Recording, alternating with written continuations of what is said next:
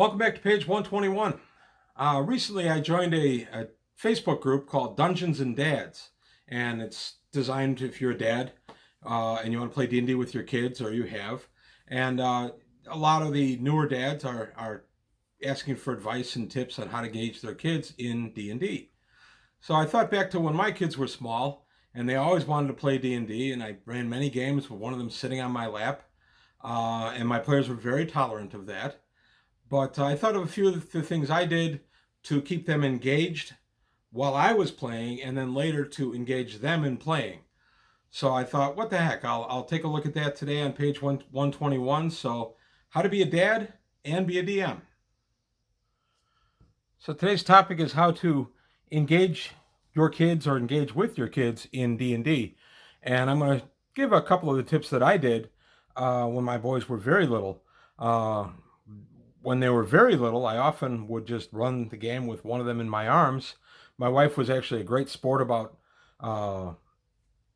keeping an eye on the kid while I was playing, but sometimes it would be necessary for me to have the duty for a little bit during the game. My players were very understanding about it, and I would just DM with my son in my arms, and I'd go forward.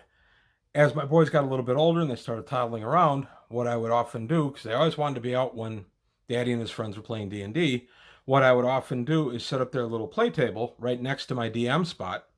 I'd ask them to help me DM, and then I would give them some of this stuff. These are dungeon rooms. I bought this set in 86 and this in 87. I think I got them both at Gen Con. And these are early precursors to what they have now with the playmats and such, but these were back from the 80s, and these were not that common.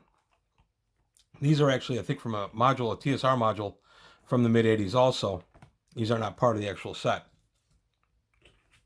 So what I would do is I would set them up with these little cardboard pieces, and then I would ask them to help me tell a story.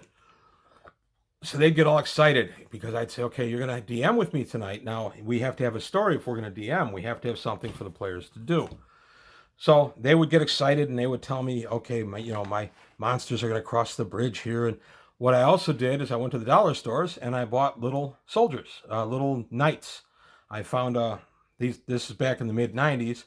I found a little knight set with about 20 or 30 plastic knights, all one piece, all molded. So there's no chance of anything going into a mouth or anything. So he would set up with his knights and some dinosaurs, and we had a couple of toy dragons, and he would set up on these pieces, he being my oldest son in the mid-90s, and I would go ahead and say, okay, here you go, this is your room, what's in the room, and then he'd tell me a story about the monsters that were in the room and how his players would react to it. And then he'd just be happy, and he would sit and he'd play next to us, and he was always very good about just sitting and playing his game of D&D next to Daddy, and he would give him a little juice box or whatever, and I was like that one, little pit. And he'd be happy as could be. So we did this pretty much anytime we played at my house during the early to mid 90s. My players knew that my son would be there, my oldest son. My youngest son was born till the late 90s. And they knew that he would be there and he'd be sitting up next to me. So it was never a problem. He was always very well behaved, always very respectful to the other adults in the room. And I think my players kind of got a kick out of it. I still play with those guys, so I should ask them. And then my other son was born in the late 90s. This is a nice set. I haven't looked at this set in years. My other son was born in the late 90s, so in the early 2000s. By that time, I had Dwarven Forge pieces. Those are those precast, pre-painted pieces. They're much more sophisticated now than they were when I got into them 20 years ago. But I would set him up with a couple of plastic figures, because by the time he was old enough to do this, plastic figures were a thing. I didn't have to worry about the lead figures all the time. And I would set him up with some of these dungeon lairs with the soldiers that my older son had, and then these layouts, and then he would tell his stories and have his adventures. So that was the way I got around it. These are neat. I like these. That was the way I got around it when they were real little, before they could really understand the game. But even at the age of about 4, they wanted to actually play. So I would play. We'd have a game. We'd sit down at the table. I'd set up the mats, and we'd use the plastic figures, and they would roll up a character, and I would have them tell me the story of their character and what the character liked and what he did and things like that. And then I would customize the game to what they were into at the time. My youngest son got into Pokemon a lot when he was 5 or 6 years old. He found it through daycare. So for a while, he was walking around with a magic user who had a staff of Pokemon summoning. And I treated it like monster summoning, but they were Pokemon. And I always tried to roll stuff in. My oldest son, when he was playing, when he was getting a little older, Power Rangers were a thing. And he wasn't a huge Power Rangers fan, but one of his friends was. So if that friend was over and they wanted to play a little game of D&D, I would roll in something related to the Power Rangers. They'd meet a Power Ranger, or they'd fight with a Power Ranger, something. And that was a good way to keep them engaged and excited about the game itself. And then when they got a little bit older, my youngest son joined our table at the adult table when he was 9. But when I started out his character, my wife and I decided that before we said yes, that he could play at the adult table, we would run a genuine game with me running the game and my wife and my son playing in the game. My oldest son was not at home at the time, so it was just the three of us. And this is really so we as parents could gauge his readiness to get into the adult game. So I ran a genuine D&D game. Now, my D&D games are not, they're violent, of course, because all D&D is violent, but they're not anything over the top. I don't do anything with any kind of one-on-one harming of people, things like that. It'll just be there's an orc, they attack the orc, and so on. So I ran a game like that. And at one point in the game, I wanted to test his role-playing a little bit. So he had opened a door, and there was a glyph of silence on the door. And I explained to him that because he was under the effect of a glyph, he wouldn't be able to talk. And I looked at the clock, and I said, now it's 15 minutes real time. You can't talk. That's part of your role-playing. You can't talk. And I'll be darned, he did it. He's 9 years old. He did it. He didn't say a word the entire time. He pantomimed anything he wanted my wife's character to know, and did an excellent job. He impressed both myself and my wife, so much so that we talked to the players, my other players in my group, later that week and asked, would it be okay if he joined our table? And they all said, sure, no problem. They knew my son by then. They'd been over here for years with him, and they knew he was a good kid and he was smart and he wouldn't be a problem at the table. And he's been playing since. He played straight through until he left for college. And even at that, I customized some games for when he's back on break, or he'll soon be getting out of college, so he'll be back at home at least for a while, while he takes care of student loans and things like that. So I'm looking forward to having him back in our campaign a little bit.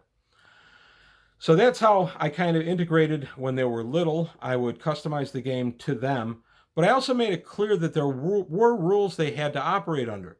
I didn't just suddenly give them all Superman to fly around in the dungeon and everything. I gave them challenges, but there were always challenges that I felt they could deal with. And I, of course, as their dad, I knew my kids. And I knew that if I put a challenge in front of one of them, I knew how to customize the challenge to them. So the best thing I can recommend is go ahead and make the game, acclimate the game completely for the kids. Make it something fun, but don't make it silly. The kids are smarter than you think. And if you treat them respectfully, and if you treat them as if they know what's going on, they'll surprise you. They do know what's going on. They may get impatient. You have to be patient. They may decide that they don't want to play after an hour and 10 minutes. You as the DM, you're going to get upset. You've spent hours preparing the game. Don't. Just say, okay, you know what? We're going to finish this one section, and then we'll stop playing. Now, I made that a rule with my kids too, simply because I wanted them to know they couldn't just get up and leave a game the minute they wanted to. They had an obligation to other people playing the game. And this is true with any game we played. If we played Candyland, or when they got a little older, Sorry, or anything like that. The house rule was you could quit the game, that's fine, but you had to wait until the other players had had a point to have their fun, and then we would go ahead and we'd do something else. And I think that helped kind of teach them to be respectful of others and things like that. One other thing I did to integrate my kids into games and things like that is I introduced them to chess very early. I am not a great chess player. I'm an okay chess player, but I am a fan of the game. And I taught my boys both about the age of 2 how the pieces moved. They didn't understand any of the subtleties of the game, of course, and they didn't understand strategy, but they did understand how the pieces moved. So then we would play chess, see the air quotes, and they would go ahead and once in a while they'd beat Dad, and oh, they were all excited, and that was to encourage them to keep going in the game. But once in a while, Dad would win, and that was to teach them you don't always win every time you play anything. And when it came to D&D, I went ahead and I incorporated some of the chess into D&D. I do a room that had chessmen in it and a chessboard. That gave them a familiar area they could go to because they knew how the chessmen moved, and then they could do the little encounter in there. The other thing I did is I introduced them to the actual game mechanics of reading a table. I'm talking about a D&D now, reading a to-hit table where you have to look at the level and then cross-check that with the to hit and everything on the grid and learn to read a grid. That helped them in school to learn to read a grid. D&D taught them how to roll dice. If they needed a 15 or greater to hit something, they'd throw a 16. I would simply say, is that greater than 15? They'd say yes. I'd congratulate them on the hit. It was a great way to encourage learning, especially my older son, a very, very intelligent kid, but not the best schoolgoer. He didn't enjoy school. My youngest son loved school. So my older son, we had to encourage to learn things, and I did a lot of it through games. Battletech is a great game to sit down with a young kid and teach them some genuine critical thinking and a lot of math. So that's it. I'm off my soapbox. I hope this was helpful to some of the folks. I did mean it to be. It's just some tips I used with both my kids. I've also played with some nieces and nephews over the years. I've run games with my my sons and their friends. I've run an hour or two game. In fact, the best laugh I think I ever got at the D&D table, or one of the best, was a game with my oldest son and one of his friends. They were about 9 years old, so they were getting older, and they wanted to play a real game of D&D, and they rolled up brand new characters, and they were in a dungeon, and they had an orc round the corner and be surprised by them. And the orc jumped back and yelled, "Holy underwear!" I thought I killed the neighbor kid. I have rarely seen a kid laugh as hard as that kid did at the exclamation of "holy underwear." So just keep a little fun, keep a little humor in it. And you know your kids' friends, you know what they get into too. So just customize the game to them when they're a little bit older and the friends are over. So that's it for today on page 121. I hope you liked it. A little friendly look at D&D through the years. And thanks for watching, and I'll see you next time on page 121.